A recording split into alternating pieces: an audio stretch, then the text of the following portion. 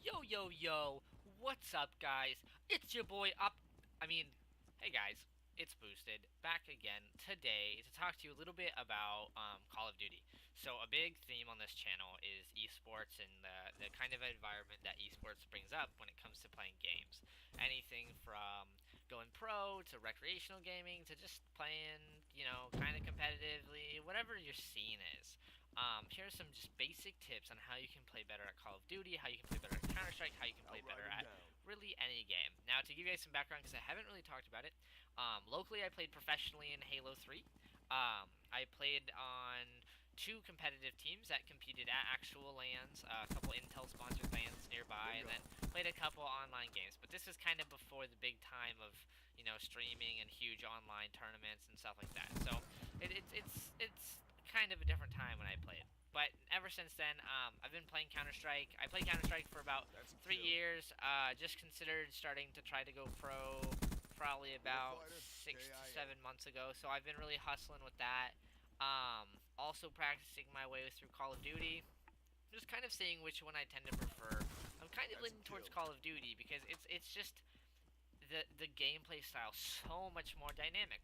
And that leads me to my first point is master the gameplay style. Call of Duty and Counter-Strike are two completely different games. You could be a god in Call of Duty, but get completely destroyed in Counter-Strike because the mechanics and the play style are completely different. For example, Call of Duty is a very dynamic game. You'll notice in the gameplay that's behind this audio, me running around, wall climbing, jumping into water, flying above and killing people as I'm like flying and shit like that.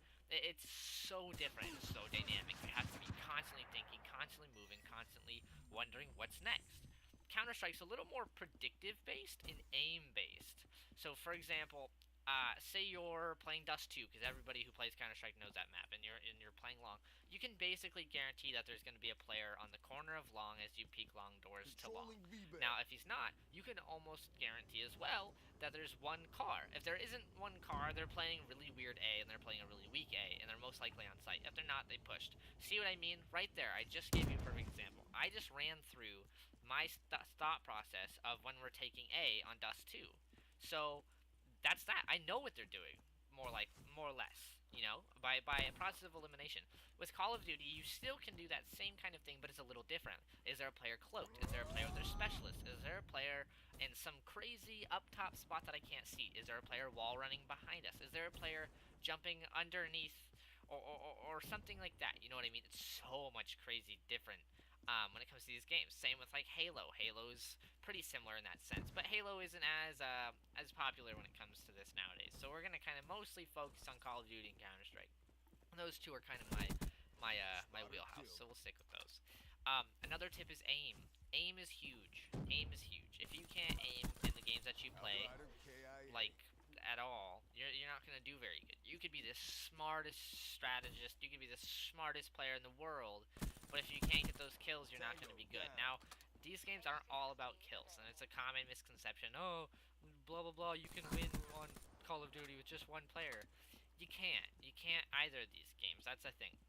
So kills aren't everything, but they are massively important. Obviously, if you don't kill any of the enemy team, you're not going to make a hole in their wall anywhere. So that's pretty important. Is practice your aim, practice your killing ability.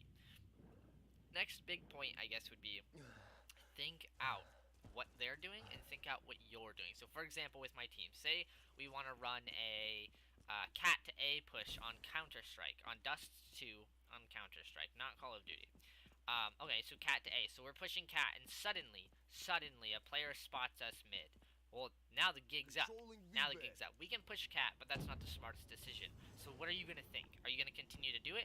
If you just push on forward, that's extremely risky, and it depends on the enemy team. But if they're on the same skill level, or even possibly better than you, then it's not going to have any luck. So what you have to think is, you have to think dynamically. You have to be on the fly. Think, okay, they just saw us mid. All right, they think we're going cat. Let's quick jump down cat, go down lower tunnels up to B, and while they're rotating off of B to go support A, let's kill let's kill the player. So we got onto B, and we captured the objective, and we got the bomb down and all that stuff. So it's thinking dynamically is what's gonna win the game for you. Next point, I guess, would really be is stay unpredictable. That's the thing. So, kind of like my example earlier when it came to Counter Strike, when I was talking to you about how you can clear out A. For those of you who might forget, if I'm going A long, I'm gonna go, is he corner? No. Is he car? No. Is he on site? No. So by doing that, if he's not corner, I can assume he's on car. If he's not on car, I can assume he's on site. If he's not on site, I can assume that they didn't play A. They're rushed B. So by that, I know what they're doing. That's predictable. And that's kind of the play style of Counter-Strike. But there are things called one-and-dones. So a one-and-done could be that blue barrel on long. Now this takes map knowledge. So if you don't know what this is, don't think too heavy into it. But for those of you who do know, that not blue barrel, sorry, blue dumpster, you can sit there, player peeks out, and you can kill them. Now the thing is you're kind of trapped, so it's a one and done. You get that one kill, and while their team scrambles to think, oh god, what the fuck just happened, you have to book it out of there. Unless, you get lucky or you're a really good player and you can fight them all from there. It's totally situational. And that leads me on to my kind of final point of all of this, is these games are incredibly situational. You can know every strat, you can know every counterplay, you can know every play in the book, you can be awesome, you can have the best aim. But if you double jump just a little too high and that player spots you, it's over. And remember that. Keep that in mind. Don't get so angry at it, because a huge thing that will kill your gameplay, will kill your skill, and will kill your ability to win these games is if you get super tilted. So that's my tip. Those are my tips. That's all of my tip. You know what I'm saying? It's been boosted. Thank you all for watching. If you have any questions on maybe how to get better or anything like that, please go ahead, leave a comment. Do whatever you want. Give me a like. If you haven't subscribed already, please subscribe. It helps me out a lot. It shows me that people are enjoying my content. And if you didn't like it, well, do whatever you like. As always, I love you guys. Make sure to follow us on Twitter at BoostedGG. It's been boosted, like I already said. Thank you guys for watching. See you later.